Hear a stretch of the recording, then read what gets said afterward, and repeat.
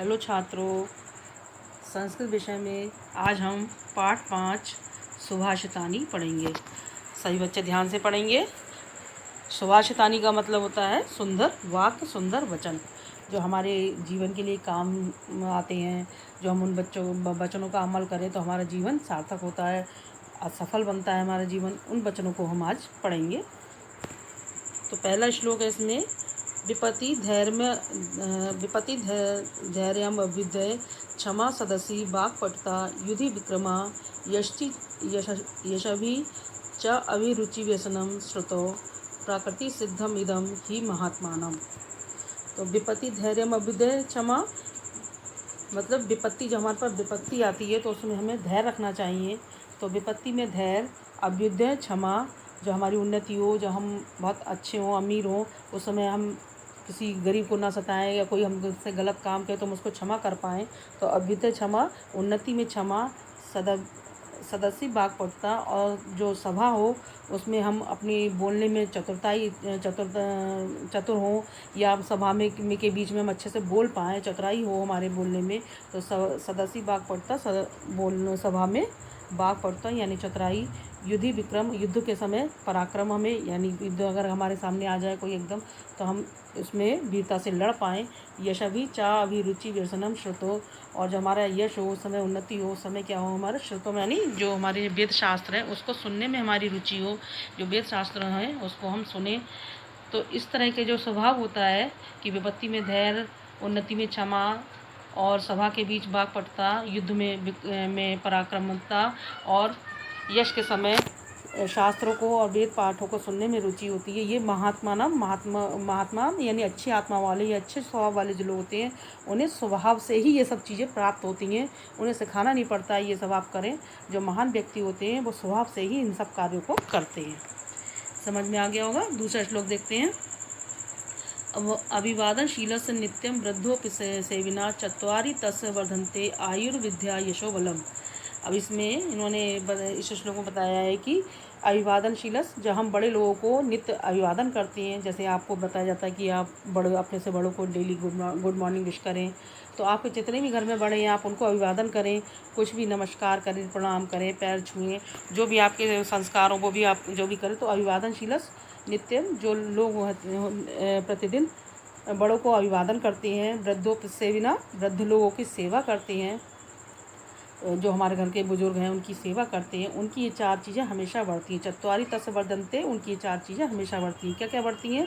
आयुर्विद्या यशो बलम, आयु बढ़ती है उनकी, विद्या बढ़ती है यानी ज्ञान बढ़ता है, यश मिलता है उनको, और उनकी बल यानी उनकी ताकत भी बढ़ती है। जो ये 4 काम ये 2 काम करते हैं। अभिवादनशील, बड़े लोगों को अभिवादन करते हैं और वृद्धों की सेवा करते हैं। अब तीसरा हम देखेंगे, नारिकेल समाकारा दृश्यन्ते अपि ही सज्जना अन्य भद्रकाकारा बहिरे मनोहरा। अब इसमें बताया है कि जो सज्जन लोग होते हैं वो कैसे, उनका स्वभाव कैसा होता है, वो कैसे होते हैं, और जो अन्य लोग होते हैं सज्जनों के अतिरिक्त होते हैं, यानी कि जो सज्जन नहीं होते हैं वो कैसे होते हैं। तो नारिकेल समाकारा, जो सज्जन अच्छे व्यक्ति होते हैं वो नारियल के फल के समान होते हैं। नारियल कैसा होता है आपने देखा है, ऊपर से कठोर होता है, जब हम उसको तोड़ते हैं तो अंदर से उसके अंदर पानी निकलता है, वो नर्म होता है, गिरी उसकी खाने लायक होती है। तो सज्जन लोग ऐसे होते हैं, ऊपर से तो कठोर दिखाई देते हैं लेकिन वो अंदर से कोमल होते हैं। दृश्यन्ते अपि ही सज्जना, यानी कि वो ऐसे दिखाई देते हैं, ऊपर से कठोर अंदर से नरम। और अन्य बद्रिकारा बहिरे मनोहरा, और अन्य लोग क्या होते हैं, यानी कि जो सज्जन नहीं होते हैं वो बद्रिका यानी कि बेर के फल के समान होते हैं। आपने बेर देखा होगा, ऊपर से सुंदर चिकना लगता है और अंदर से उसकी गुठली होती है। तो ऊपर से तो बहुत अच्छे लगते हैं, दिखाई देते हैं कि हाँ ये बहुत अच्छे हैं, लेकिन अंदर से क्या होते हैं, वो कठोर होते हैं। तो वो इस तरह से होते हैं, ऊपर से अच्छे और अंदर से खराब। तो ये सज्जन और उनके अतिरिक्त लोगों की पहचान बताइए वो कैसे होती है। अन्य देखेंगे हम इसके आगे वाला श्लोक, वरम एको गुणी पुत्रो नाचा मूर्ख शतान्यापि एकश्चंद्रस्तमो हंति नचा तारा गणो अपि। ऐसे उन्होंने कहा है कि वरम एको गुणी पुत्रो, अगर एक पुत्र है और गुणी है वो काफ़ी है। किनके मुकाबले? नाचा मूर्ख शतान्यापी, अगर 100 पुत्र हैं वो मूर्ख हैं तो वो हमारे किसी काम के नहीं है। मूर्ख हैं तो क्या हमारी क्या है, हमारी विपत्ति को ही बढ़ाएंगे, हमारे दुखों को हरेंगे नहीं, हमारी विपत्ति को नहीं हरेंगे और दुख को बढ़ाएंगे। तो गुणी पुत्र हो, चाहे वो एक ही हो लेकिन गुणी हो, वो काफ़ी है। किस प्रकार से एकस चंद्रस्तमो हनंती, जिस प्रकार से रात्रि के अंधेरे को कौन, एक चंद्रमा है, वो रात्रि के अंधकार को हर लेता है। जब चंद्रमा रात में निकल आता है तो अंधकार दूर हो जाता है।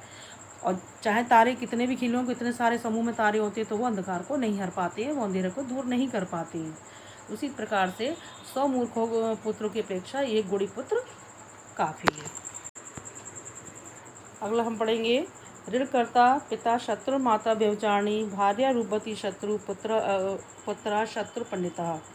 जो ऋणकर्ता पिता यानी जिस पिता ने ऋण लिया हुआ है, जिस पर ऋण चढ़ा हुआ है, वो पिता शत्रु के समान है। माता व्यभिचारिणी, जिसकी माता अच्छे आचरण वाली नहीं है, गलत व्यवहार में लगी हुई है, वो माता शत्रु के समान है। भार्या रूपवती शत्रु, जिसकी पत्नी रूपवती है, बहुत सुंदर है, वो शत्रु के समान है। पुत्र शत्रु अपंडिता, और जिसका पुत्र मूर्ख है, वो भी शत्रु के समान है। अगला पढ़ेंगे, शशिना शोभते रात्रि दृष्टि सूर्येण शोभते सत्येन शोभते वाणी सदाचारण जीवनम। इसमें क्या बताया कि रात्रि की शोभा चंद्रमा से है। रात्रि में अंधकार होता है, जब चंद्रमा निकल आता है तो वह सुंदर दिखाई देता है अंधकार में, तो रात्रि की शोभा चंद्रमा से है। सृष्टि सूर्येण शोभते, और सृष्टि की शोभा सूर्य से है। जब सूर्य निकल जाता है तभी क्या हम अपने दैनिक कार्यों में लगते हैं, सारे काम काज करते हैं, तो सृष्टि कब होती है, सूर्य के निकलने से। तो सृष्टि की शोभा सूर्य से है। सत्येन शोभते वाणी, और वाणी की शोभता सत्य बोलने से है। वाणी की सुंदरता सत्य बोलने से है। सदाचारण जीवनम, और जीवन की सुंदरता सदाचारण अच्छे आचरण से होती है। यदि हम जीवन में अच्छे काम करेंगे तभी हमारा जीवन सार्थक और सुंदर होगा। अगला देखते हैं, निंदतु नीति निपुणा यदि वा स्तुवन्तु लक्ष्मी समाविशतु गच्छति वा यथेष्टम अद्य वा मरणम अस्तु युगांतरे वा न्यायात् पथ प्रवचलन्ति पदम न धीरा। निंदतु नीति निपुणा, नीति में निपुण लोग व्यक्ति या निंदा करें या स्तुति करें, या तो नीति में जो निपुण व्यक्ति हैं, जो नीति में यानी कि जो अच्छे कामों में निपुण व्यक्ति हैं, उनकी निंदा की जाए या स्तुति की जाए। लक्ष्मी समावेशतु, लक्ष्मी आ जाए या चली जाए। लक्ष्मी समावेशतु गच्छतु, लक्ष्मी आए यानी धन आए या चला जाए। गच्छतु चला जाए। अध्यय व मरणस्तु योगांतरे, मृत्यु आज हो या योगों के बाद हो। न्यायात् पथ प्रवचलन्ति पदम न धीरा, जो न्याय के पथ पर चलने वाले धीर व्यक्ति होते हैं, वो अपने पद से विचलित नहीं होते हैं। चाहे उनकी निंदा की जाए, चाहे उनकी स्तुति की जाए, चाहे लक्ष्मी आ जाए या चली जाए, मृत्यु आज हो या योगों के बाद हो। जो न्याय के पथ पर चलने वाले धीर व्यक्ति होते हैं, वो कभी भी अपने पद से विचलित नहीं होते, वो न्याय पर ही चलते रहते हैं।